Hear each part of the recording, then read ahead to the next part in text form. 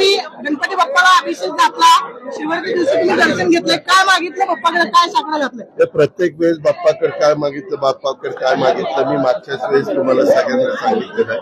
नेहमी बाप्पाला मागत असताना हेच सांगतो की त्या ठिकाणी सगळीकडं सुख, शांती, आनंद मिळू दे, सगळीकडं चांगलं वातावरण राहू दे आणि समाधानाने सगळ्यांना त्या ठिकाणी राहू दे, हेच बाप्पाला त्या ठिकाणी साकडं घातलं.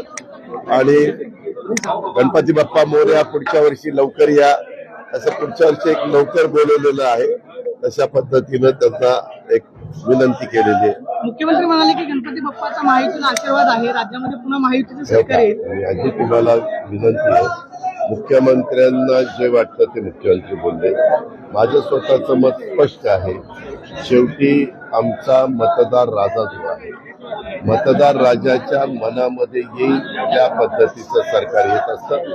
आम्ही आमच्या परीनं प्रयत्न करतो, विरोधक त्यांच्या परीनं प्रयत्न करतायत. आम्ही चांगल्या योजना दिल्यात, आम्ही युतीचं सरकार आल्यानंतर चांगला कार्यक्रम दिला, चांगली विकासाची कामं केली. आज केंद्राचं तिसऱ्यांदा मोदी साहेबांच्या नेतृत्वाखालचं सरकार आलेलं आहे. त्यांच्याकडनं मोठ्या प्रमाणावर राज्याच्या सर्वांगीण विकासाच्या करता निधी आणण्याचं काम आम्ही करतोय. सुरुवात पहिल्याच कॅबिनेटला वाढवणचं ₹1,00,000 कोटीचं बंदर हे आपल्याला मंजूर केलं. काल पण वंदे भारत आपल्या इथनं सुरू झालेले आपण पाहिलेले आहेत. नॅशनल हायवेची मोठ्या प्रमाणावर कामं चाललेली आहे, कोस्टल रोडची कामं चाललेली आहेत. केंद्र देखील आपल्याला सर्वतोपरी मदत करत आहेत. मध्ये आम्ही सगळ्यांनी विनंती केलेली होती, कांदा निर्यात बंदी उठवा, ती पण बंदी उठवलेली आहे.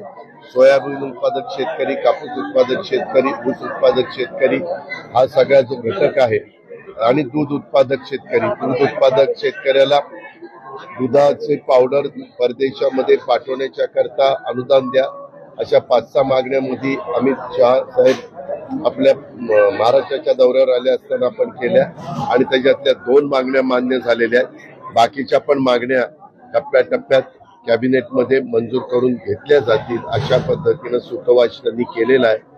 ज्या त्यांनी मागण्या निर्यात बंदी उठवलेली आहे आणि आपल्या सोयाबीनच्या संदर्भामध्ये जो काही टॅक्स मला वाटतं 15% का काहीतरी तो टॅक्स त्यांनी काढलेला, त्याच्यामुळं एक थोडंफार समाधान आम्हाला चांगल्या पद्धतीने मिळालेलं आहे. त्याबद्दल मी मोदी साहेबांचं, अमित शहांचं आणि केंद्र सरकारचे देखील आभार मानतो.